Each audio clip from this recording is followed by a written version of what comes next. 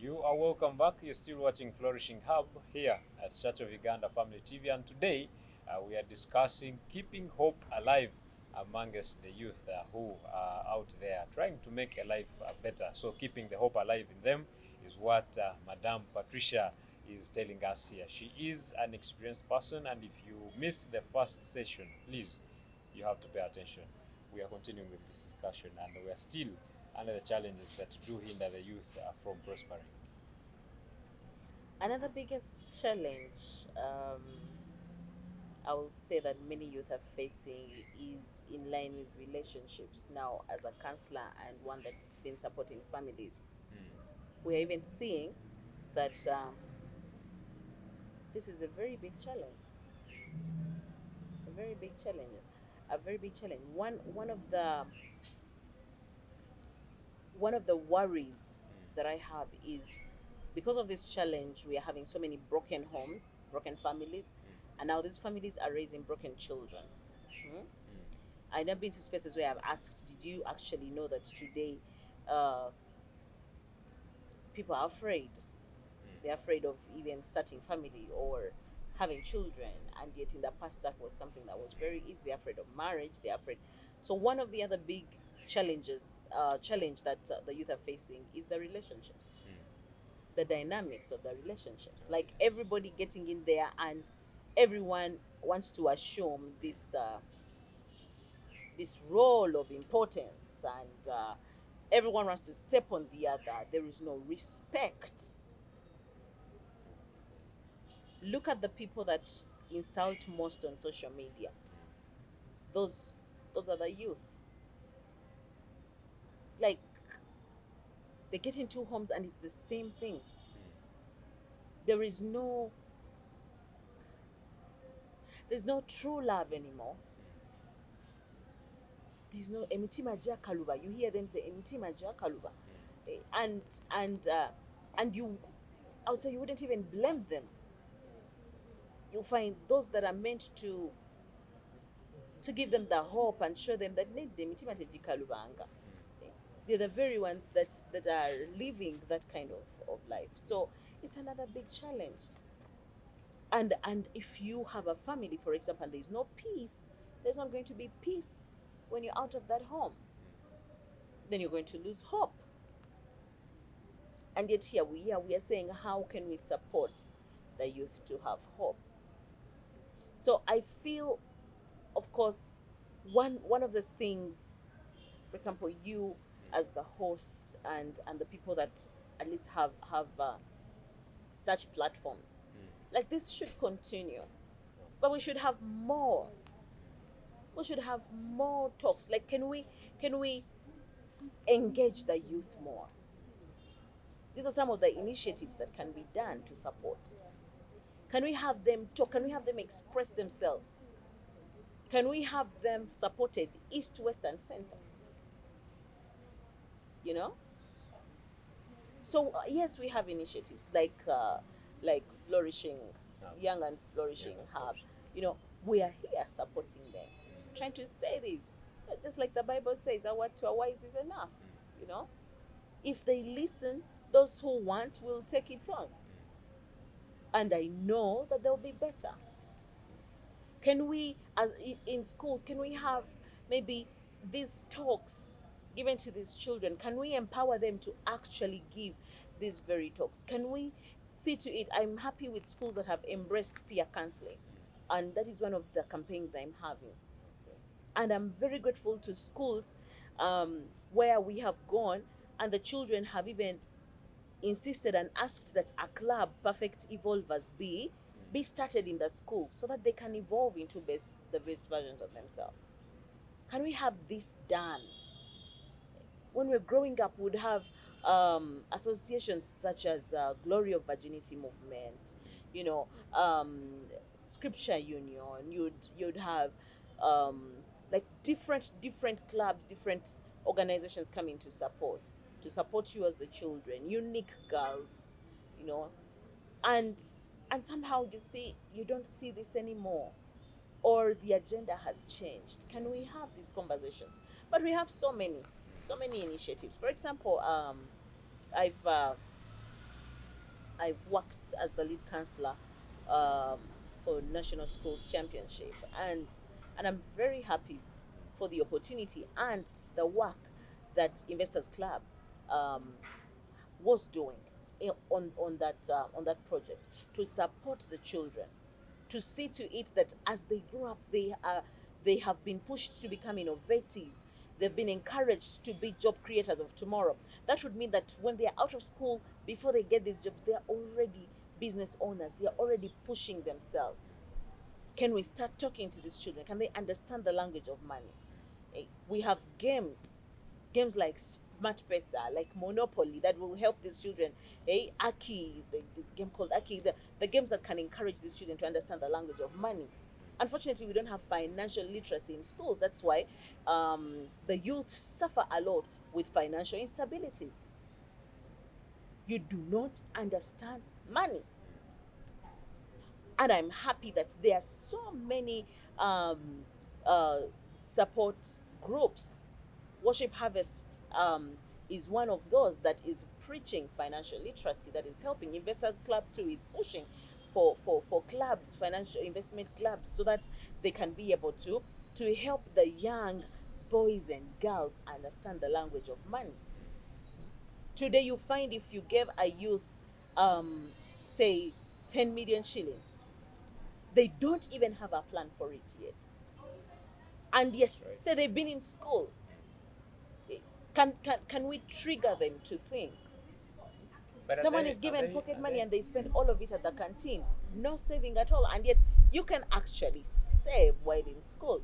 You can actually start projects. They want to be big spenders. Big is big. Big is big. That's what they want. And that has pushed them into temptation. They've joined wrong groups. So we have initiatives that are supporting them financially. I've mentioned National Schools Championship by Stanbic Bank.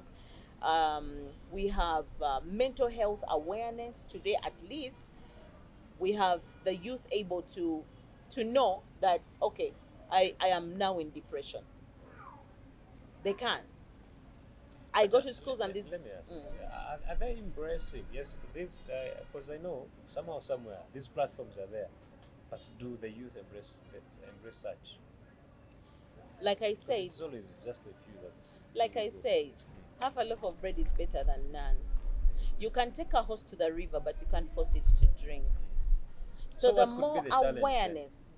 awareness, the more support, the more unity, the more collaborations that we have, probably the bigger percentage of youth we can help. You see that? Because yes, they're there. A few will take on, but at least you also know the parable of the what? Of the what was the seeds, you know? The what was that? I'm forgetting it.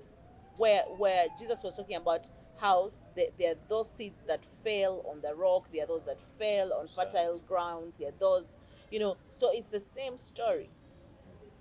Choose the side of your bread that is buttered. And these are conversations. We can give these youth tough love. They need to know. So you choose, you have that choice. Because like I say, this portion of responsibility. You see that? Teachers will speak.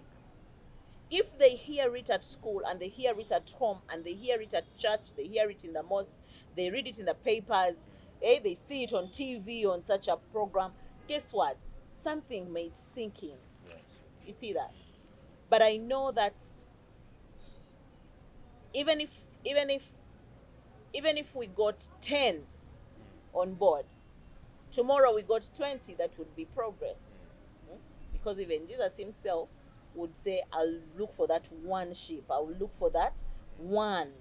I am here for that one. Even on this program, there are those who are going to see this program, and guess what? They're going to turn to the next station that is playing music. That is showing all these nude women dancing, and they have left this program. But there is another one who is going to get glued. In fact, they have even left the chair, and now they are standing right in front of the screen so that they can listen more and take it in. And now that one, we are happy with them. So the conversation here should be, can we collaborate? Can we work together? Can we speak the same language? Can they go to school, go to the university, go wherever in the different spaces and hear the same message? We have, like I was saying, mental health support. Today I'm happy that the children, for example, in school know. Someone walks to you and says, I'm disturbed because of A, B, C, D. I need help. You can go to a school and this child walks over to you without being pushed by either the senior woman teacher or whatever, the teachers on duty. No, the children know the counselor has come, and guess what? They walk over to you.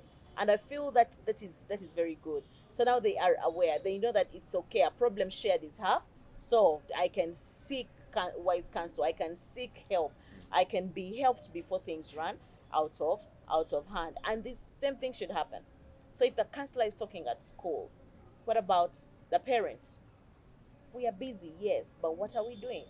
And that is why on the last show I was able to share my book, Teens Get Spurred On, that is encouraging these youth or these adolescents to get to know what can spur them, what can support them, what can help them so that they become the best they can be in this short yet long life that we have.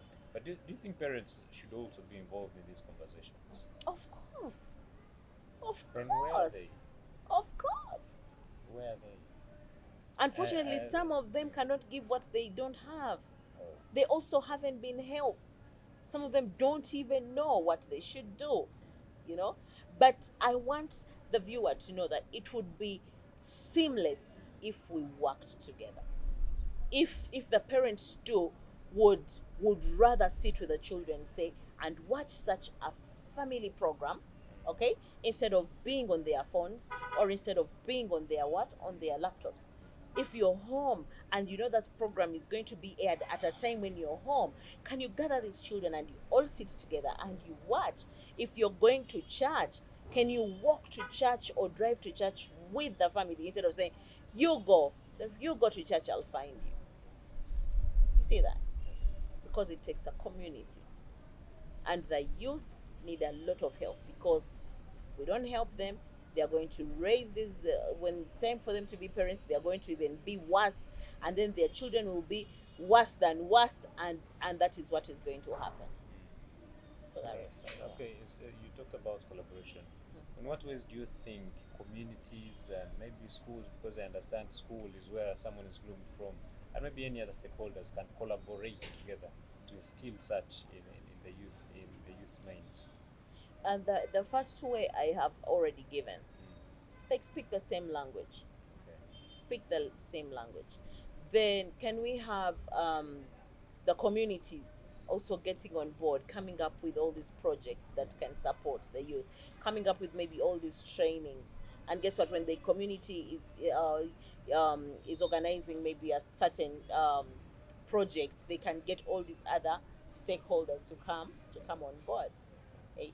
Business owners, can we have business owners support projects that are advocating for such help that is given to the youth? Can we have business owners at least employ these children to support them and show them, give them the experience? Can we have them, allow them to be a part of their businesses, to be a part of their work? Do you know what is interesting? When you are applying for any job, one of the things that is considered is the years of experience. Right. But this youth has just graduated and is looking for a job, and they need someone with 3 years experience. So how is this child going to have that experience?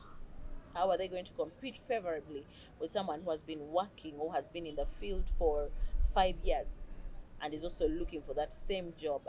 Definitely this one of 5 years is going to beat this youth who is just starting with those years of experience.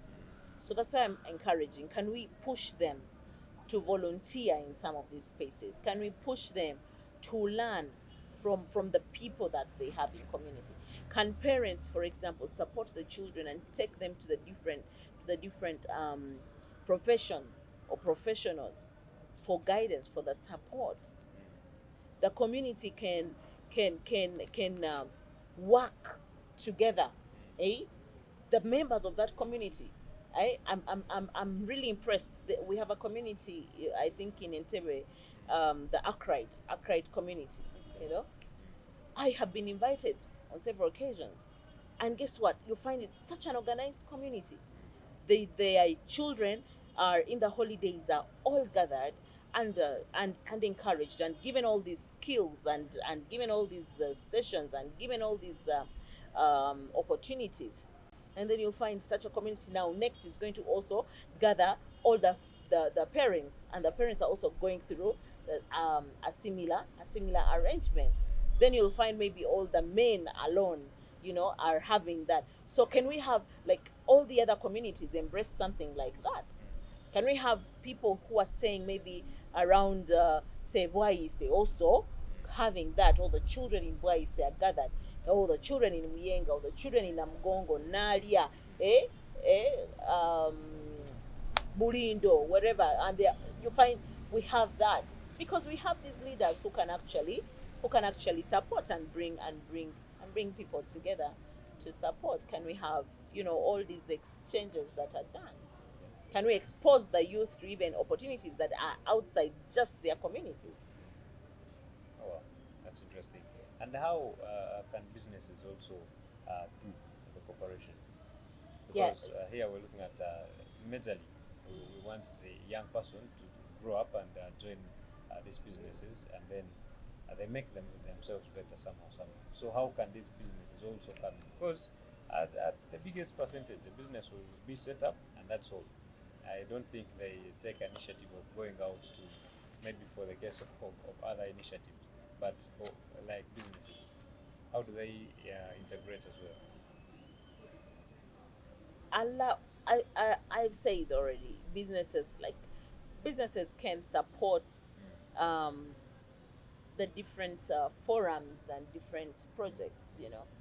Like a program like this can be sponsored by, a group of business owners, so that the information, that the content that these youth are getting is beneficial to their well-being.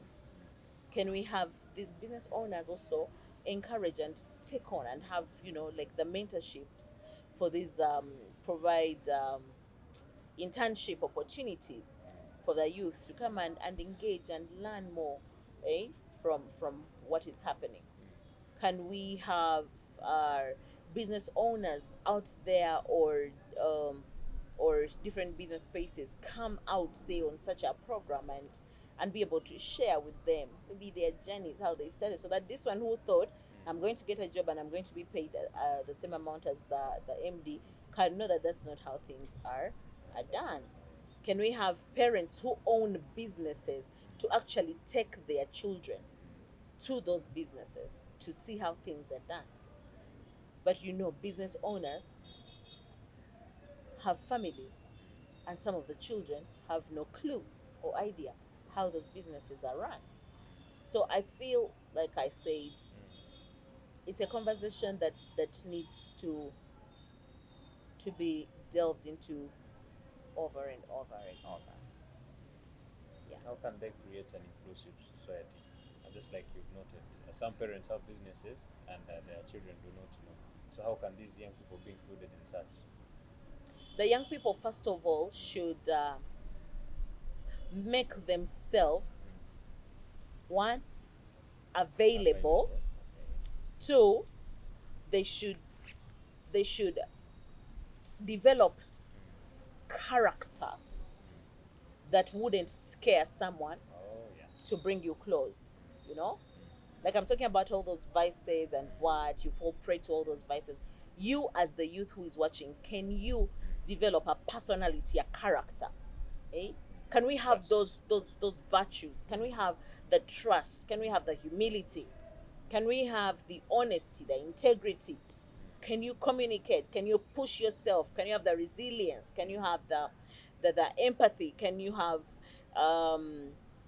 a skill, like add value to yourself as an individual, so that there is something that I need from you and I'll definitely take you on. Yeah, it's not all about just the books. Grow a skill. If it is computer skill, make sure you're very good in computer, that maybe your father does not have to fully employ, you know, somebody alone, but also know that if you came on board, there's a brick you're going to add to that business, because everybody wants to associate with someone who has something that maybe they don't have. Yes. You know, And if it's timekeeping, can you keep time? You know, so that they say if you're going to be here this time, you're there at that time. Guess what? He will know that if I say my shop has to open at this time, and I have given the keys to Adrian, he's going to make sure that the shop is open at that time. You don't say, it was raining, you see, you know, hey, I'm not in the mood. Hey, what? Foot money over Arsenal, hey, lost, and so the mood is. No. Can you show something that is worth wanting to the person in that position? At least something.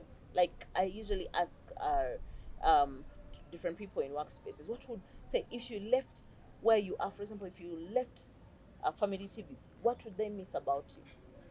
Can you be able now to look at that element, that attribute, what would be missed about you, and work on it such that it's so loud everybody knows that if so and so is not here, this is what is going to be missed. You understand me? yeah, sure. So, and above everything, there's always that governing body. So, in this aspect, what can the government or policymakers also do to foster hope amongst the youth? Briefly, The first is be the role models to the youth. Teach them right. Because if the youth see the leaders in government embezzling funds, you know what is going to happen? When they get in such positions, that is what they are going to do. Can they be the role models that's the youth and the young children want to emulate positively? That's number one. Number two, just like I've shared that I'm very grateful about the lower secondary curriculum. Can we see how now, after this foundation, this good strong foundation, can we see how it can go to the upper secondary? You know, can we see how it can go to the universities? We no longer want children who cannot even write their own CVs. We no longer want to see people with first classes that cannot do anything at the workspaces. We don't want that anymore. Can we see that the narrative is changed in that area, especially given that these leaders are mentors, and we know that leadership comes from God? Can they try to be the true examples of what God wants us to be? all right. Because every parent is in that position. Okay. That's maybe what I would say. And as- support these youth. If the youth, for example, who have started something, they have a small project. I remember some years back, there were some youth that were given money. Money was brought in a sack, and then guess what? That didn't help them. You brought money in a sack. That is very good, and you've given it to these youth, but you've given it to youth who don't know the language of money, who don't know what to do with the money. And some of them actually lose their lives because of that money. Can we start and encourage them? Can we include the language of money? Can we, that subject, financial literacy, can we have those conversations? Because one of the biggest challenge, the reason why some youth are joining all these groups that we don't subscribe to, is they need the money. Can we empower them in such a way that they know, they understand as early as possible? And it starts from the head. Yeah. Thank you so much. You're welcome. Sometimes sometimes I get so emotional, especially when I'm talking about children and the youth, and and I want to thank you once again. I want to thank Family TV in a special way. I want to thank Family TV. Just even the name Family TV. Family is a very, very powerful unit of society, and that's where every youth comes from. So, Family TV, you're doing an amazing job. We're so proud of you. The viewers out there, let us really support. Let us be part of the work that they're doing. Maybe as we went up, could you please tell us more about, do you recruit, do you like some people want to be interested in what you're doing, and all that briefly, yes, as well. Yes, I love working. I love working with young people. So those that are interested and they would love to work with us at Perfect Evolvers, please feel free. We are located at plus 12 Tanan Avenue. Feel free to come. And remember, like I said, have something that is worth wanting, But that is what we are here for. We believe that you are worth it and you deserve to evolve into the best version of yourself. I remain Patricia Agarukire Mulumba, the team leader at Perfect Evolvers Limited. You are worth it. Wow. Thank you so much, You're welcome. Madam Patricia. You're welcome. You have really done us well today, and I hope that every person out there who has been watching us, you have really picked something, because for my case, I've picked everything that has been discussed, and I really appreciate it. Thank you so much. Well, for every person out there, we wish you a lovely weekend. Please do always make use of this information that is always shared here. And in case you missed it, or in case you've just joined us, you'll have to go to YouTube and get this clip, watch the whole of it, keep it for yourself, keep watching until you really find the best out of it, and also make the best use of yourself. My name is Luke Majumba Linaitwe, and Brinko Ategeka has been doing as well on the cameras. Have a lovely weekend.